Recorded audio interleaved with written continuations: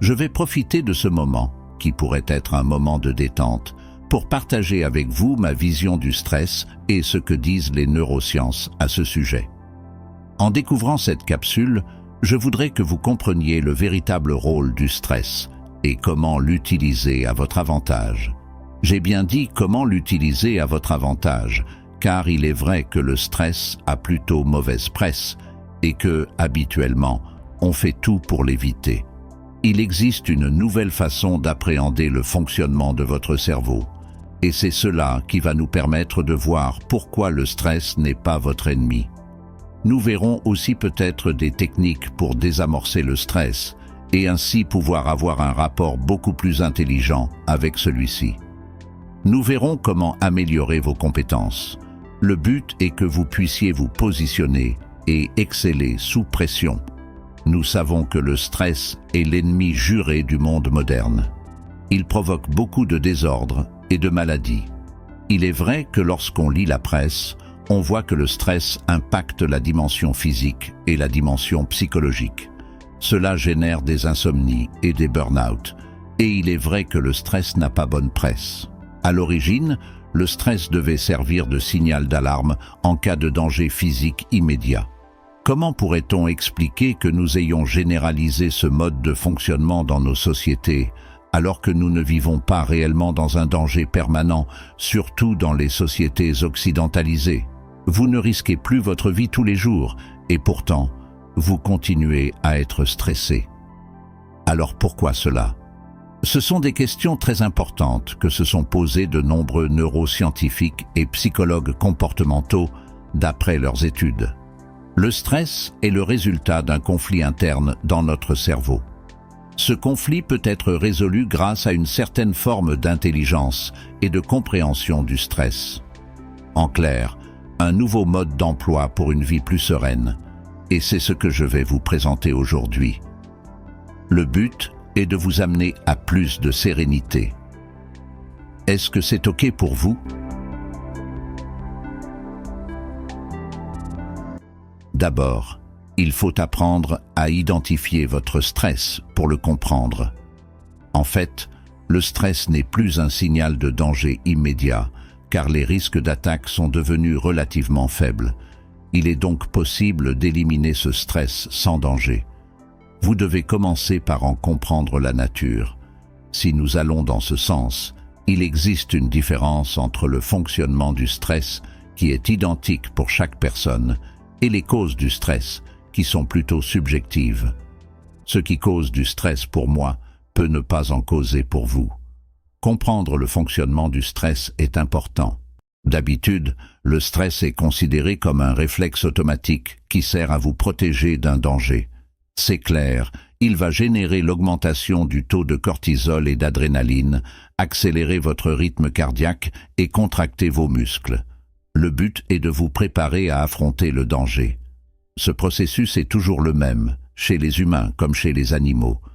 Cela se déroule dans un ordre précis qu'on appelle la cascade du stress. Premièrement, la fuite. En cas de danger, votre cerveau envisage d'abord la possibilité de fuir. Ensuite, le combat. Si la fuite est impossible, il prépare votre corps à l'attaque. Enfin, l'inhibition. Si aucune de ces attitudes n'est possible, l'inhibition prend le dessus. C'est-à-dire que vous allez céder au découragement, feindre d'être mort ou vous soumettre pour être oublié. Vous avez tous vu ces documentaires animaliers où une gazelle est poursuivie par un lion. D'abord, elle fuit. Si elle est acculée, elle essaie de se défendre et de se battre. Puis, abandonnée, le lion la capture et on se dit qu'elle est résignée. Elle a vécu ces trois états. Ces trois états sont des réactions d'urgence liées à notre dimension instinctive. Ils sont inscrits dans notre code génétique et ne peuvent pas être modifiés ou éduqués, car ils sont automatiques et figés dans notre ADN. C'est ce qui explique pourquoi parfois on se sent si démuni sous stress. En clair, vous n'avez pas d'emprise sur ce stress, c'est un réflexe primitif indépendant dans son mode d'expression. Jusque-là, tout le monde sait ça. Maintenant, les causes du stress sont importantes à comprendre, car si le fonctionnement du stress est toujours identique, Les causes du stress qui le déclenchent sont différentes. Par exemple, demandez-vous comment il apparaît le plus souvent chez vous. Comment se manifeste votre stress? Qu'est-ce que vous ressentez quand il est présent? Quels peuvent être les éléments déclencheurs? Que faites-vous alors? Qu'est-ce que le stress représente pour vous? Pour certains, ce sera du trac, pour d'autres de la colère ou un sentiment d'impuissance. Ce sont des questions vraiment importantes à se poser. Que pensez-vous des personnes stressées? Et une dernière question très importante. Qu'est-ce que vous ressentez au contraire quand vous êtes calme? Je vous invite, après cette vidéo, à réfléchir à ces différentes questions et à essayer d'y répondre. Listez vos réponses. Vous verrez que l'analyse de vos réactions vous permettra de comprendre quel impact le stress a sur vous et surtout comment il apparaît. Cela vous aidera à mieux percevoir les signes avant-coureurs qui vous sont propres. Par exemple, une personne ne réagit pas de la même manière face aux situations stressantes. Je vous donne un exemple. Certaines personnes prendront plaisir à sauter en parachute ou à faire des sports à risque, tandis que d'autres seront complètement tétanisés. Certains seront capables de recevoir une critique avec une totale indifférence, tandis que d'autres seront complètement bouleversés. Certaines personnes aimeront s'expliquer franchement et argumenter, tandis que d'autres préféreront éviter le conflit. Il y a ceux qui aimeront la compétition et d'autres qui perdront tous leurs moyens.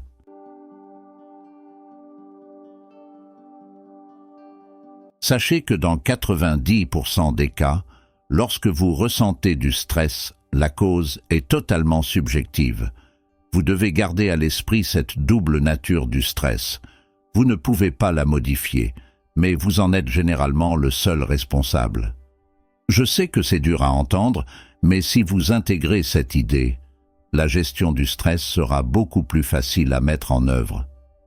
On sait aussi que le stress modifie la compréhension du fonctionnement du cerveau. Qu'est-ce que cela signifie? Le cerveau est souvent représenté comme une entité triunique, c'est-à-dire composée de 3 parties, quasiment indépendantes les unes des autres. On parle du cerveau reptilien, apparu en premier chez l'homme, qui est chargé de la survie, des fonctions organiques et du stress.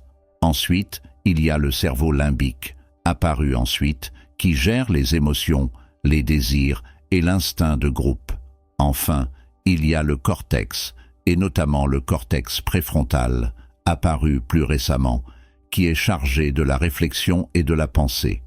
Cependant, cette classification ne permet pas d'expliquer la présence du stress dans une société où les dangers purement physiques ont quasiment tous disparu.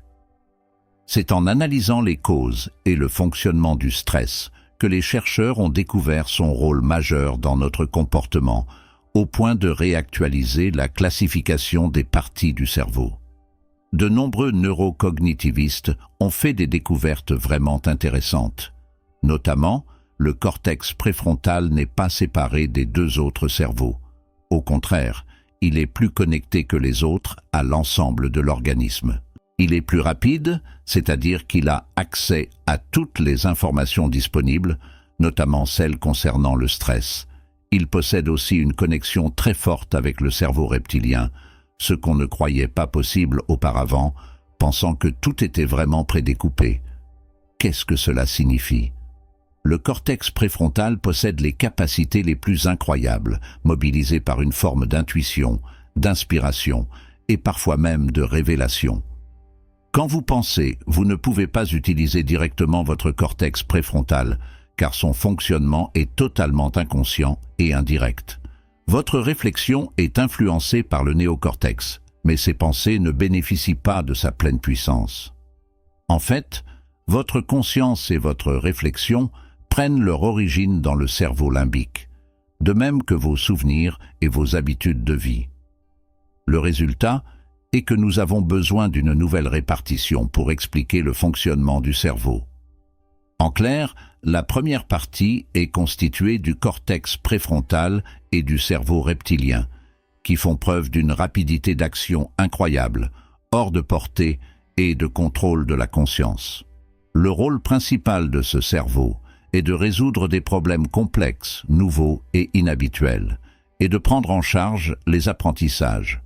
On pourrait dire qu'il y a une première association qu'on appelle cortex préfrontal cerveau reptilien et une deuxième partie constituée de l'essentiel du cerveau limbique, aussi appelé cerveau automatique. Ce dernier gère votre quotidien ainsi que ce que vous connaissez et avez expérimenté dans votre vie. C'est un peu le cerveau de la routine. En clair, votre conscience se niche dans ce cerveau et ne reçoit les informations que du premier cerveau. Que signifie cette nouvelle classification? En clair, c'est le siège de votre personnalité. Enfin, une troisième partie est le territoire du paléolimbique. C'est intéressant parce que c'est relativement nouveau pour beaucoup d'entre vous. Le paléolimbique est une partie très ancienne du cerveau limbique qui gère les rapports de force et le positionnement hiérarchique au sein d'un groupe. En fait, il agit dès que vous êtes en présence d'autres personnes. Cette nouvelle classification est fondamentale pour comprendre la nature exacte du stress, devenu le signe et le témoin d'une activité principalement préfrontale grâce à ses étroites connexions. On peut dire que le stress est en quelque sorte sous l'égide du cortex préfrontal. Le cortex préfrontal permet au stress de servir de signal à notre conscience et de nous faire réfléchir différemment. Le stress n'est pas généré par le danger, mais par une mauvaise utilisation de vos modes mentaux. Comment expliquer le rapport étroit entre le stress et le cortex préfrontal? Simple. Il semblerait qu'au départ, tout les oppose. L'un est primitif et archaïque, tandis que l'autre est apparu très récemment et possède des compétences extraordinaires que l'homme ne sait pas encore pleinement utiliser. C'est comme si l'évolution était trop rapide pour l'homme. L'évolution est à son apogée, mais la conscience n'est pas encore suffisamment développée. Quand on regarde le niveau de technologie atteint et le peu de conscience des hommes qui dirigent, on imagine bien les conséquences. Le résultat est une construction particulière du cerveau, composée de différentes strates, aux capacités et rôles très différents, souvent contradictoires. Par exemple, vous savez que vous ne devriez pas manger trop de sucreries, mais vous le faites quand même. Ou bien vous conduisez trop vite, alors même que c'est interdit et parfois dangereux. Vous vous habillez pour impressionner des personnes que vous ne connaissez même pas. Ou encore, vous devenez bon skieur lorsque vous cessez de penser à vos mouvements. En fait, c'est cet assemblage quasi artisanal des différentes parties du cerveau qui explique pourquoi le stress perdure. Votre conscience ne se situe pas dans votre cerveau le plus intelligent, mais dans votre cerveau automatique, ancien et limité. C'est votre cerveau principal, même s'il est le moins efficace des trois. En tant que tel, il ignore les autres parties du cerveau et essaie de tout gérer par lui-même, même s'il n'en a pas les aptitudes. De son côté, le cortex préfrontal, plus intelligent et plus rapide, essaie de lui communiquer des indications pertinentes, mais le cerveau automatique refuse de se laisser faire. Et c'est ça qui génère le stress, d'accord? Ce stress est le signal que votre cortex préfrontal utilise pour indiquer quelque chose à votre cerveau reptilien, mais il ne signale pas un danger. Il signale une erreur de comportement. C'est en effet le seul moyen dont dispose le cortex préfrontal pour attirer immédiatement votre attention, car il n'a pas directement accès à votre conscience. Je vais simplifier les choses. Stress égale erreur de mode mental. Par mode mental, j'entends votre façon de penser et de percevoir les choses. Rappelez-vous que votre cerveau automatique gère très bien la routine, tout ce qui vous est familier.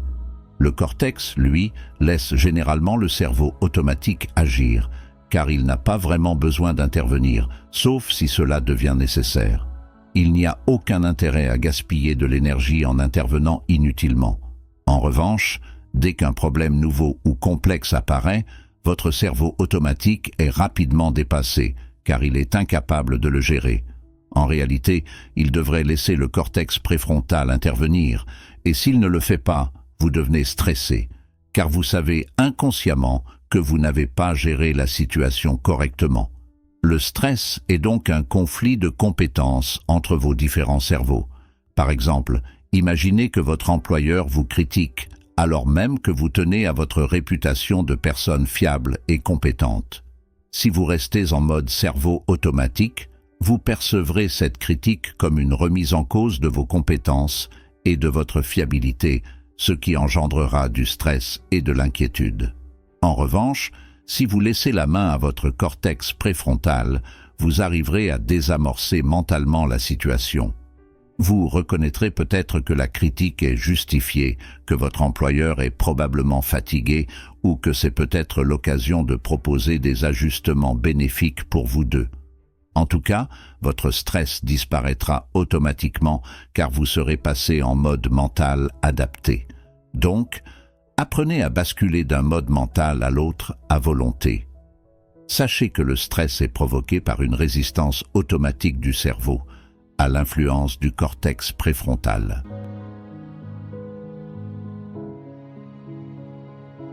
Le résultat de tout cela, c'est que pour réduire, voire carrément détruire le stress, vous devez apprendre à abattre cette résistance et à basculer plus rapidement vers le bon mode mental. Comment réagir? Il existe une technique appelée la gestion des modes mentaux, d'accord? Cette technique vous apprend, en cas de stress, à percevoir les choses différemment et surtout à reconnaître que vous êtes en mode mental automatique. Si vous avez cette conscience du stress, vous pourrez basculer dès que possible en mode mental préfrontal. Concrètement, cela implique d'apprendre à reconnaître les caractéristiques de chaque mode et votre propre mode de fonctionnement. Le mode mental automatique, c'est quoi? Vous savez que vous êtes en mode mental automatique quand, par exemple, vous réfléchissez de manière binaire. C'est bien ou mal, c'est vrai ou faux, c'est juste ou injuste, d'accord? Vous êtes en mode automatique quand vous êtes routinier, c'est-à-dire que vous fuyez la nouveauté et le changement. Vous êtes en mode automatique quand vous résistez parce que vous avez peur de perdre le contrôle ou de devoir vous adapter. Vous faites alors preuve d'obstination et refusez d'être dérangé. Vous êtes en mode automatique quand vous simplifiez les choses, refusez de trop réfléchir, prenez des décisions rapides mais sans subtilité et parfois de manière excessive, d'accord? Vous êtes en mode automatique quand vous avez des certitudes que vous refusez de remettre en question, même face à l'évidence.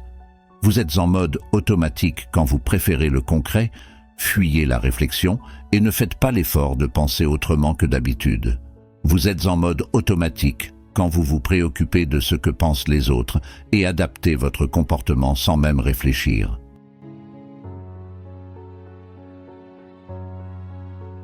Si vous avez l'habitude d'être dans ce mode de fonctionnement, vous pouvez naturellement échouer à changer de mode mental. Le mode préfrontal, lui, se manifeste lorsque vous êtes curieux. Cela signifie que vous faites en sorte de découvrir ce que vous ne connaissez pas.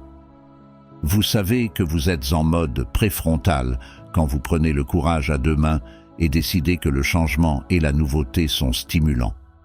Vous êtes en mode mental préfrontal quand vous êtes nuancé, c'est-à-dire que vous appréciez la complexité et la subtilité.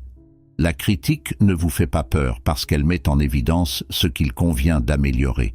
Vous êtes en mode mental préfrontal quand vous relativisez les choses et cherchez à vous confronter à des points de vue différents, peut-être ceux d'autrui, et que vous êtes capable de prendre du recul sur les problèmes. Vous êtes en mode mental préfrontal quand vous réfléchissez logiquement et que vous ne restez pas sur vos positions. Si vous vous rendez compte que vos positions ne sont pas bonnes, vous êtes capable de les changer.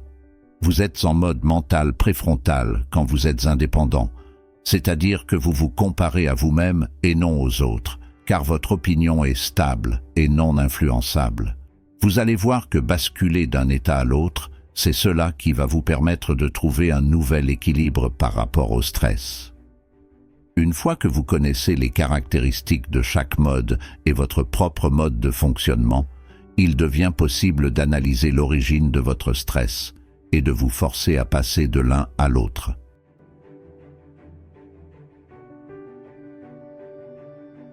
En fait, le cerveau automatique va résister au début, mais à force d'entraînement et d'un réel désir de changement, il finira par se laisser influencer par le cortex préfrontal, et cela vous semblera bientôt aussi naturel que de penser. Pour vous aider, vous pouvez prendre conscience que le mode mental préfrontal ne repose pas sur une pensée froide et logique réservée aux intellectuels et aux génies. Le cortex préfrontal peut faire tout ce que fait le cerveau automatique, mais en mieux. Cela signifie que les deux cerveaux ne sont pas fondamentalement opposés. Au contraire, ils sont hyper complémentaires. C'est le cortex préfrontal qui, par exemple, est à l'origine du romantisme dans une relation. Il est également à l'origine de la transcendance des situations par le biais de votre altruisme ou d'une vision éthique. C'est lui qui va apporter des précisions et optimiser les choses. Mais concrètement, c'est le cortex préfrontal qui va générer le calme et la sérénité, même lorsque vous êtes sous stress. Maintenant, il est utile de passer en mode mental automatique ou de le conserver lorsque vous êtes fatigué. Cela permet au cortex préfrontal de se reposer. Le mode mental automatique est tout à fait capable de gérer le connu et le quotidien, donc n'hésitez pas à alterner entre ces modes en fonction des situations. Le but est de libérer votre cerveau, donc utilisez tout ce qui est mode mental pour gérer votre stress au quotidien. La nécessité de basculer entre les modes mentaux est maintenant claire. C'est important de comprendre comment améliorer votre maîtrise.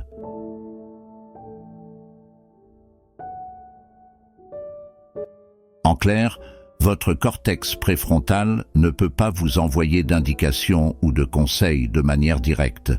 Votre conscience va dépendre d'un autre cerveau qui a horreur des ingérences, et il doit trouver un subterfuge pour communiquer avec vous. En fait, il y arrive en générant du stress. Le stress est quelque chose qu'il peut contrôler, et pour gérer cet état, vous pouvez utiliser ce qu'on appelle des échelles des modes mentaux. Cela consiste à se poser la question chaque fois que le stress fait son apparition. Pourquoi suis-je stressé ? Pour y répondre, faites l'exercice suivant. Dessinez sur une feuille une échelle de 1 à 9, évaluant votre degré de stress et de sérénité. Sur cette échelle, 1 représente le degré de stress le plus élevé et 9 le degré de sérénité le plus élevé. Vous pouvez aller jusqu'à 10 si vous le souhaitez. Cette échelle peut d'ailleurs être complétée avec une deuxième échelle évaluant l'anxiété et la sécurité. Cela peut aussi être la routine et la curiosité, le refus et l'acceptation, la certitude et la relativité. Demandez-vous, suis-je dans l'empirisme ou la réflexion ? Suis-je dans l'image sociale ou dans mes propres opinions ? D'abord, mesurez votre niveau de sérénité sur la première échelle. Suis-je en stress ou en sérénité ? Posez-vous ensuite la question, pourquoi suis-je réellement stressé ? Ensuite, essayez de comprendre ce qui se passe et posez-vous des questions importantes. Par exemple, est-ce que je me préoccupe du regard des autres ou est-ce que je me fie à mon opinion ? Est-ce que je suis en mode routine, fonctionnant toujours de la même manière, ou est-ce que j'adopte un mode nouveauté ? Simplement poser ces questions va vous donner une distance par rapport à l'échelle du stress. Vous reconnaîtrez des critères qui différencient les modes de fonctionnement du cerveau automatique du mode de fonctionnement mental préfrontal. Pour chacun de ces modes, essayez de vous positionner. Par exemple, si une situation vous stresse particulièrement, vous pourriez vous accorder un score sur l'échelle d'anxiété-sérénité. Disons que vous vous donnez un 3 sur 9 sur cette échelle, ce qui signifie que vous êtes assez anxieux. Votre objectif est de vous rapprocher le plus possible de 5, car c'est là que la bascule vers le mode mental préfrontal va se faire. Une fois que vous avez établi vos scores, essayez d'augmenter le résultat en reformulant votre problème d'un point de vue du mode mental préfrontal. Par exemple, si vous êtes stressé par un dégât des eaux qui se déclare chez vous un dimanche à 21h et qu'aucun plombier n'est joignable, évaluez votre stress de la manière suivante. Anxiété, sérénité, 2. Routine, curiosité, 3. 3. Refus, acceptation. 1. Certitude, relativité. 3. Essayez toujours de vous positionner par rapport à vous-même.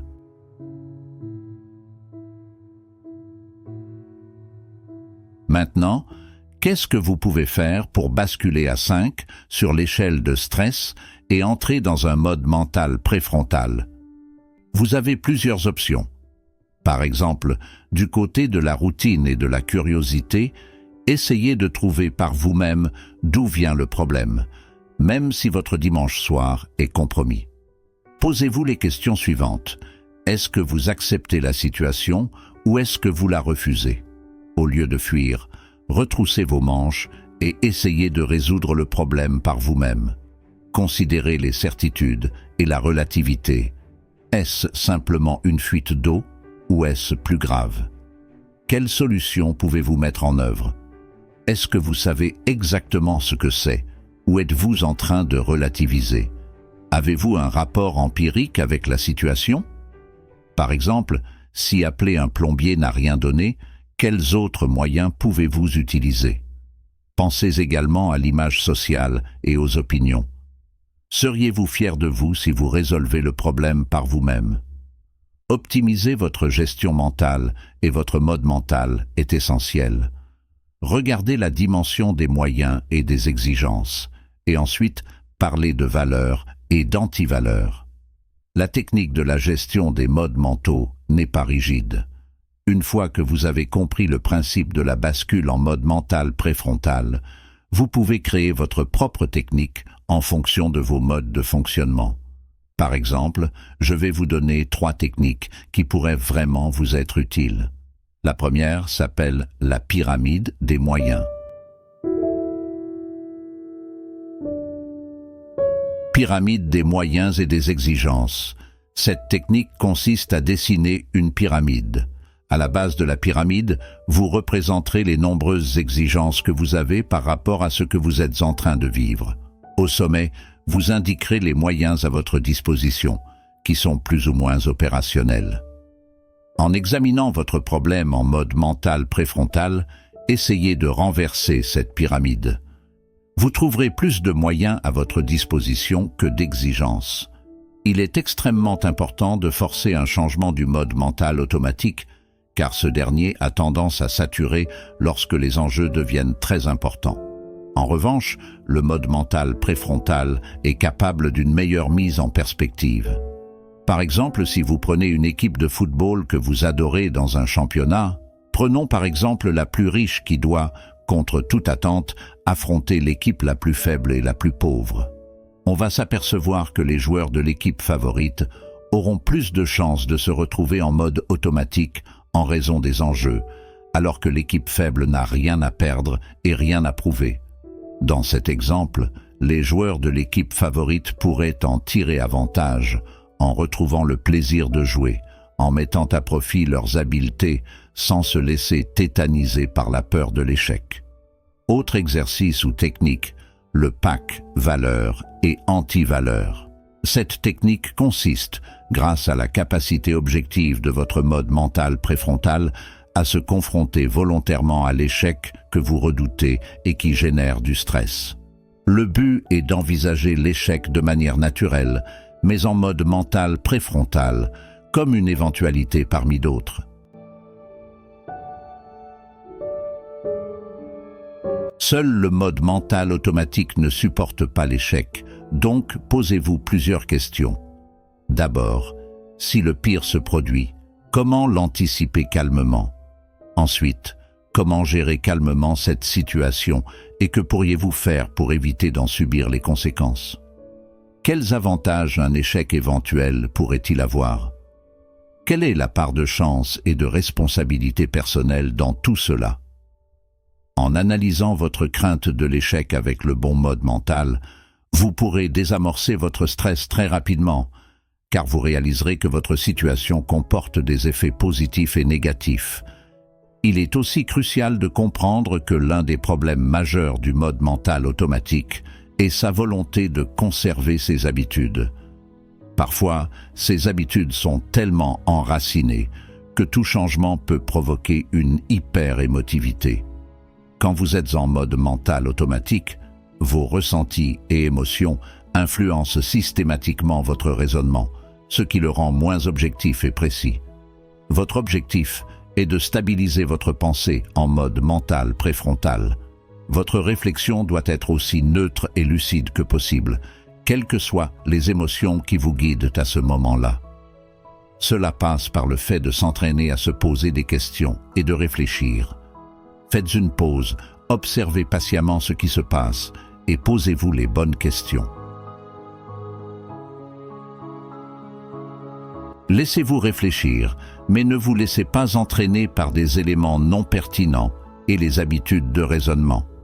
Ne dites jamais des choses comme « je suis nul » ou « je n'ai pas assez travaillé », car la nullité n'est pas un concept absolu. Chacun peut s'améliorer grâce à l'apprentissage et à la motivation. Développez une nouvelle façon de vivre en comprenant ces modes mentaux. La méthode de gestion des modes mentaux peut vous permettre de tirer pleinement parti de votre cerveau et ainsi améliorer votre vie. En vous connectant à votre mode mental préfrontal, vous pourrez multiplier les activités, favoriser la nouveauté et influencer le cortex préfrontal sur votre conscience. Par exemple, la méditation est une pratique qui aide à gérer le stress plus facilement. Entraînez votre perception globale. Parfois, fermez les yeux, car la vision est liée au mode mental automatique. Fermez les yeux et laissez-vous submerger par vos autres sens. Qu'entendez-vous? Que ressentez-vous? Qu'est-ce qui se passe? Vous retrouverez bientôt un état de conscience qui stimulera votre mode mental préfrontal.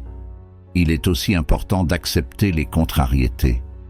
Au lieu de vous plaindre, considérez chaque contrariété quotidienne comme une opportunité de vous améliorer et de rendre la vie plus agréable.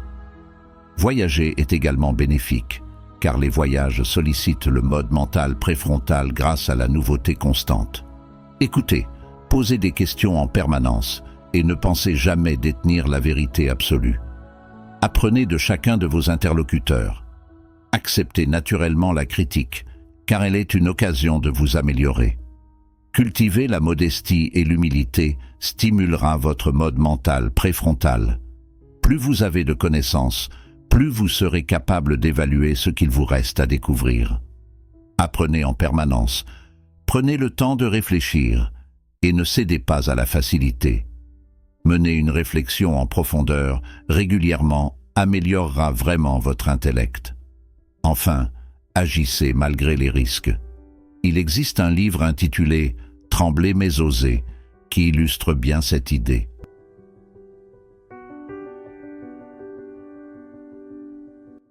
Il vaut mieux agir, même s'il y a des risques d'échec, plutôt que de rester paralysé trop longtemps. Une fois encore, cela renforce notre mode mental automatique.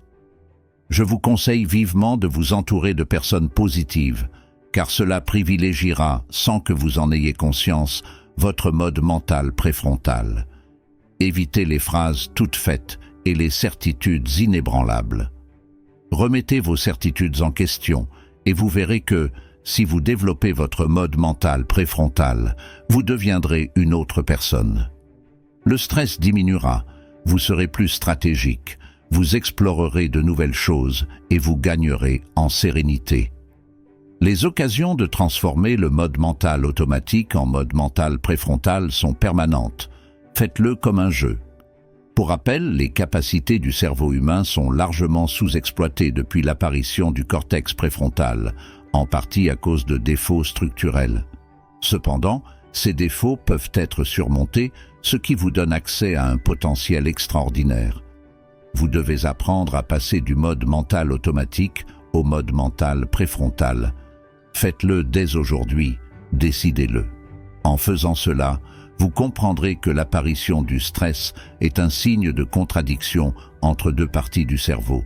Il est important de privilégier le mode mental préfrontal pour résoudre des conflits et éliminer le stress. Cela demande de l'entraînement, c'est certain, ainsi que de la réflexion et une prise de conscience. Rappelez-vous que le mode mental préfrontal peut être favorisé par un questionnement volontaire sur votre fonctionnement. Revoyez cette vidéo, prenez note des questions posées et apprenez à vous les poser régulièrement. Vous verrez que tout ira bien. Je vous encourage à revoir cette vidéo plusieurs fois pour bien comprendre la nuance entre le mode mental automatique et le mode mental préfrontal.